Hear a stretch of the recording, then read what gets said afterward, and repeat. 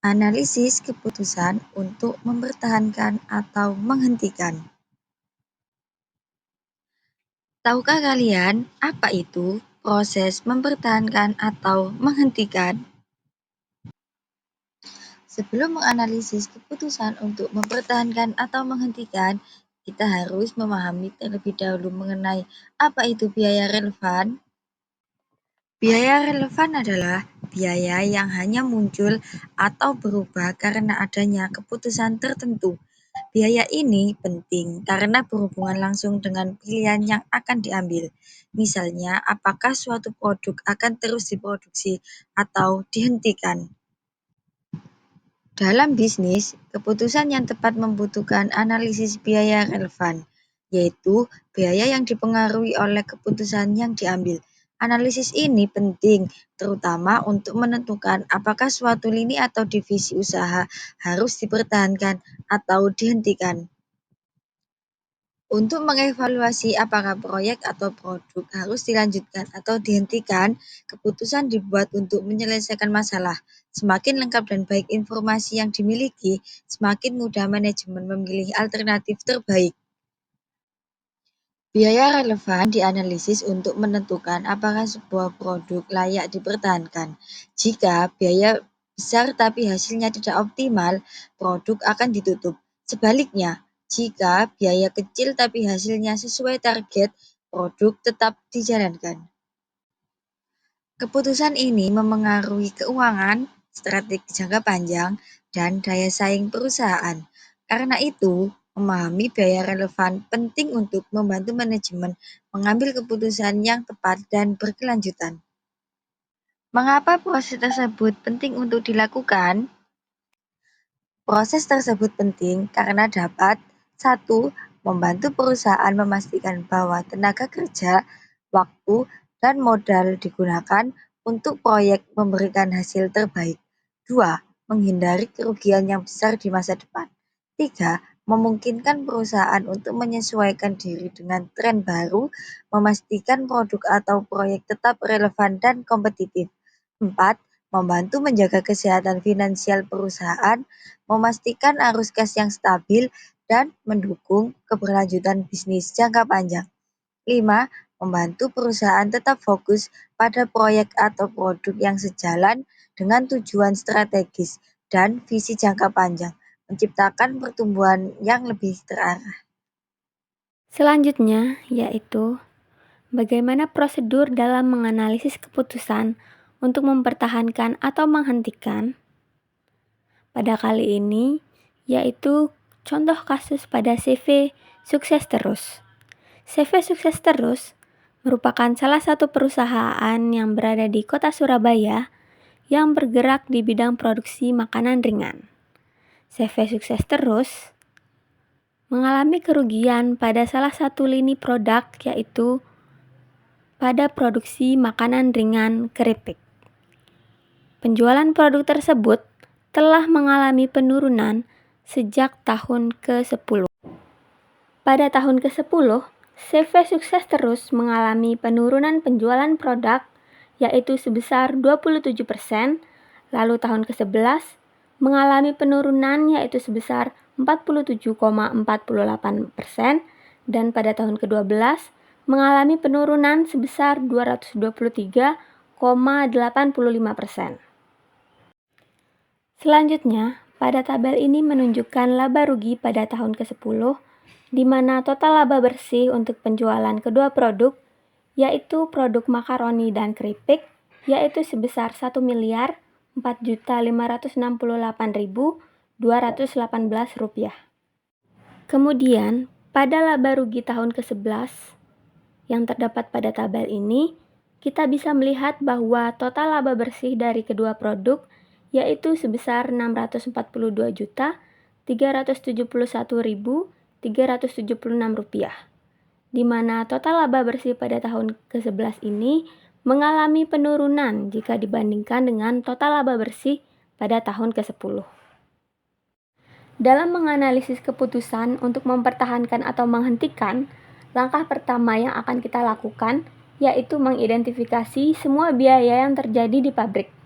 Terdapat dua macam biaya yang terjadi di pabrik, yaitu biaya produksi dan juga biaya non-produksi.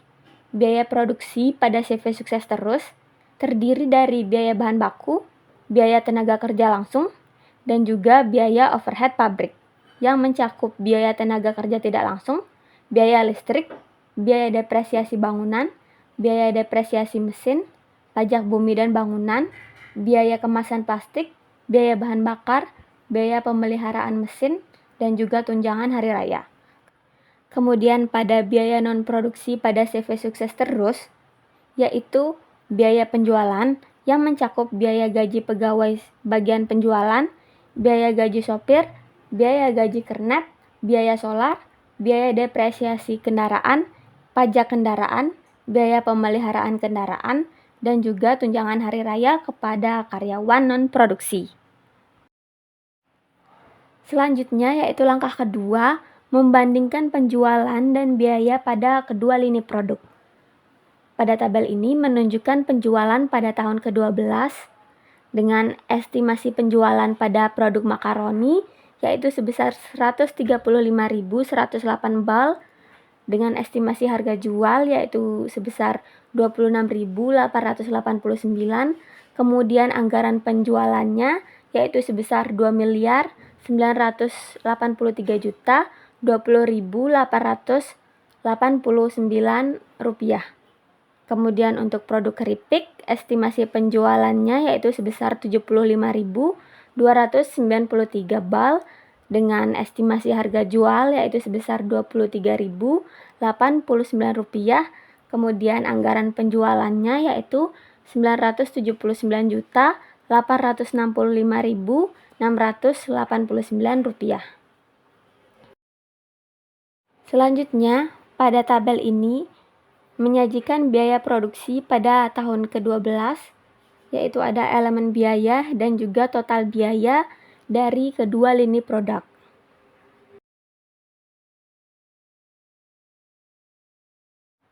Kemudian langkah ketiga, kita akan mengidentifikasi biaya relevan untuk penjualan divisi keripik, biaya bahan baku, biaya tenaga kerja langsung, biaya listrik, biaya kemasan plastik, biaya bahan bakar, dan juga tunjangan hari raya merupakan biaya relevan karena biaya ini akan hilang jika produksi keripik dihentikan.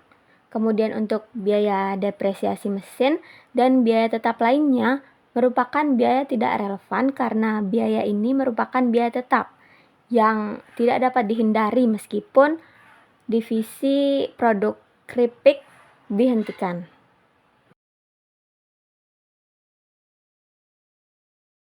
Selanjutnya yaitu langkah keempat, menghitung laba rugi tahun ke-12. Untuk produk makaroni, itu kontribusi marginnya sebesar 1.306.442.049 rupiah. Kemudian untuk produk keripik, kontribusi marginnya itu sebesar 506.447.186 rupiah. Kemudian segmen margin untuk produk makaroni itu sebesar 1.266.560.164 rupiah. Kemudian untuk produk keripik, segmen marginnya itu sebesar 480.184.766 rupiah. Kemudian laba bersih untuk kedua produk itu didapatkan sebesar 1.491.335.130 rupiah. Selanjutnya yaitu langkah terakhir atau langkah kelima, kita akan membuat keputusan apakah kita akan mempertahankan atau menghentikan segmen produksi makanan ringan keripik pada CV Sukses Terus. Hasil dari perhitungan laba rugi berdasarkan variabel costing menunjukkan bahwa pada segmen margin makaroni yaitu sebesar 1.266.560.164 rupiah dan pada segmen margin keripik yaitu sebanyak 480.184.766 rupiah. Dari hasil tersebut menunjukkan bahwa segmen margin makanan ringan keripik positif sebesar 480.184.766 Rp184.766. Maka dari itu, keputusan dari perusahaan seharusnya tetap mempertahankan produksi makanan ringan keripik. Demikian penjelasan tentang pentingnya analisis biaya relevan dalam keputusan mempertahankan atau menghentikan produk. Keputusan yang tepat akan mempengaruhi kinerja keuangan dan strategi jangka panjang perusahaan. Jadi, pastikan untuk selalu mempertimbangkan biaya relevan dalam membuat keputusan. Terima kasih.